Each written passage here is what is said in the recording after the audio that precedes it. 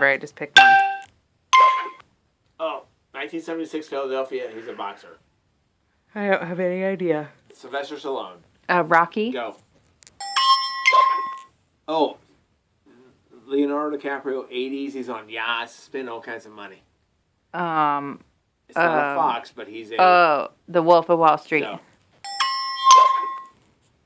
Pass. Okay.